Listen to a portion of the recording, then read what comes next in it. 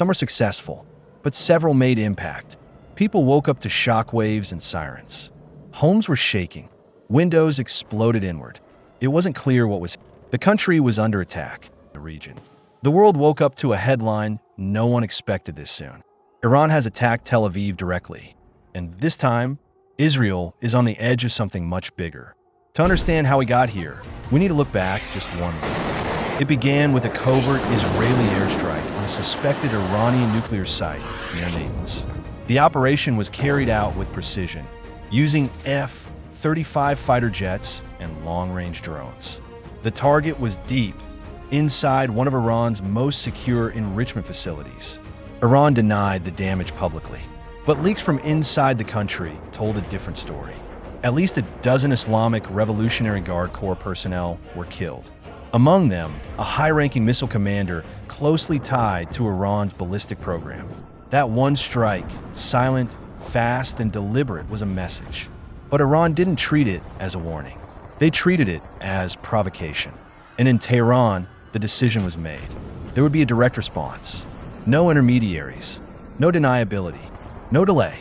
3 days later, Iranian state media played clips not through proxies in Gaza or Syria, but from Iranian soil, using Iranian missiles. A full-scale direct assault. For the first time in decades, Iran crossed the line. Just before 3 a.m., the first wave of missiles appeared on Israel, meant to confuse radar locks. In all, 17 missiles broke through. 9 of them struck military and industrial targets on the outskirts of Tel Aviv. 2 hit areas near Central Command infrastructure. 6 crashed into civilian districts. 1 missile landed near a crowded residential block in Holon. Another struck close to a hospital in Rishon LeZion. The damage was immediate. The panic was widespread. 13 people were killed. Over 50 were injured. Hundreds were displaced. Fires broke out. Emergency services were overwhelmed. For the first time since the Gulf War, parts of Tel Aviv resembled a war zone. But this wasn't just about the damage. This was a message. Iran had shown it could hit Israel directly, without hiding behind others. And Israel now had a choice: contain the damage, or answer with force. They chose the second option. Within hours, Israel launched its counterstrike. It was fast, precise, ruthless. Operation Iron Vow was activated. Israeli fighter jets took off from bases across the country. Drones were dispatched. A missile depot in Kerman province. Communication towers tied to the IRGC. By dawn, explosions were reported in at least 4 Iranian cities. Tehran's airspace was shut down. Iranian forces returned fire, launching short-range missiles toward Israeli bases in the Golan Heights. The situation was now beyond tit-for-tat exchange. It showed the Iranian president one thing: Lebanon, Syria, Iraq, the Gulf, and possibly American involvement. The United States issued a statement calling for restraint. But at the same time, U.S. Central Command raised alert levels. Fighter jets were moved to bases in Qatar, Bahrain, and Kuwait. A U.S. aircraft carrier was redirected to the eastern Mediterranean. The world was watching. The question was no longer who attacked first. The question was, how far would this go? Within hours, world leaders began responding. The United Nations called for an Emergency Security Council meeting. The Secretary General expressed deep concern over the rapid escalation and warned of catastrophic consequences if the conflict widened. In Washington, the U.S. President addressed the nation. He confirmed that American forces in the region were on high alert. He called on both Iran and Israel to de-escalate immediately. But behind the scenes, U.S. military assets were already repositioning. F-35s and F-22s were moved into active rotation in the Persian statements urging calm. But several embassies in Tel Aviv began emergency evacuations of diplomatic staff.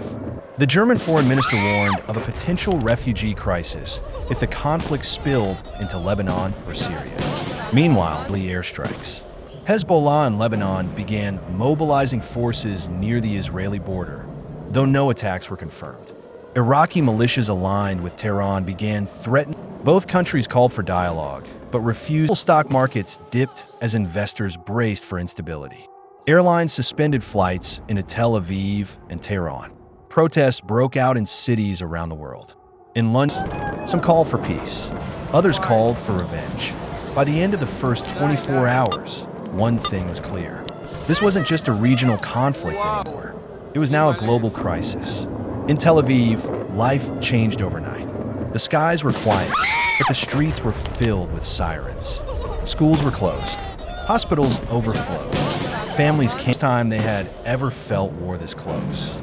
At one hospital in central Tel Aviv, doctors worked in shifts without sleep.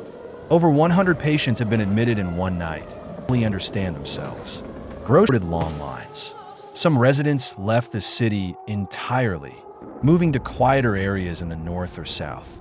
In Holon, one of the neighborhoods struck by a missile, locals formed volunteer groups to help clean rubble and deliver supplies.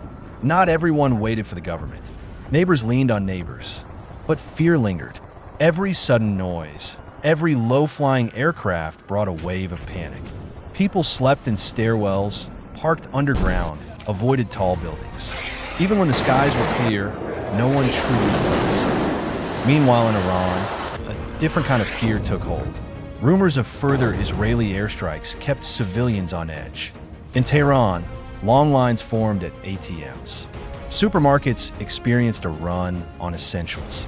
Internet speeds slowed, possibly due to cyber interference or state restrictions.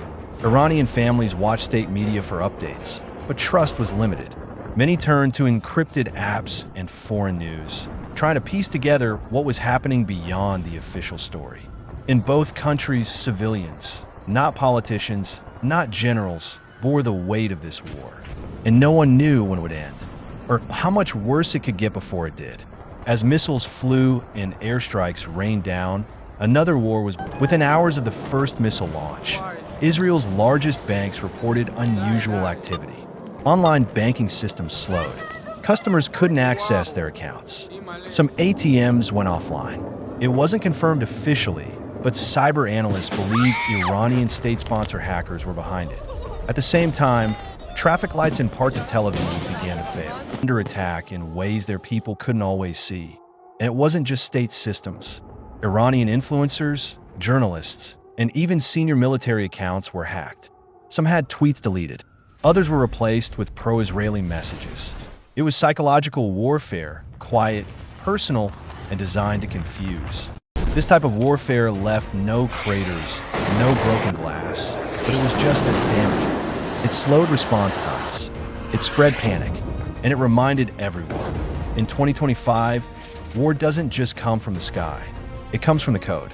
And while the physical strikes could be counted, this silent battle had no clear boundaries, and no sign of stopping.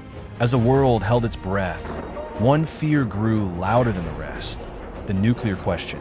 Israel has never officially confirmed it holds nuclear weapons, but intelligence agencies across the globe story. Uranium enrichment, secret facilities, ballistic missile tests, all have raised alarms for years. Now, with direct strikes exchanged between both nations, experts began to speak openly about what had previously only been whispered, warned that Israel's Samson option, the unofficial doctrine of nuclear retaliation, had thresholds. Some said a second missile strike from Iran on Israel, but inside military circles on standby in undisclosed locations. Rumors swirled that submarines have been repositioned near the Gulf, a move only made during the highest levels of threat. In Iran, clerics and military officials doubled down on defiance. Statements were made. Some called for Israel's elimination. Others warned of consequences unlike any before if Iranian soil was attacked again.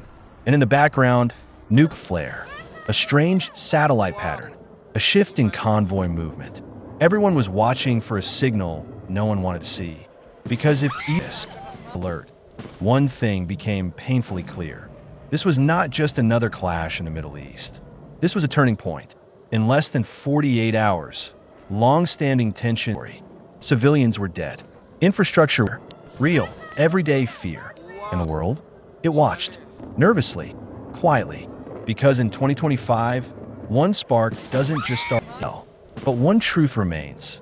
When nations stop talking and start launching, No one wins. Not fully. Not truly. And in the end, the silence that follows a 5 missile crisis.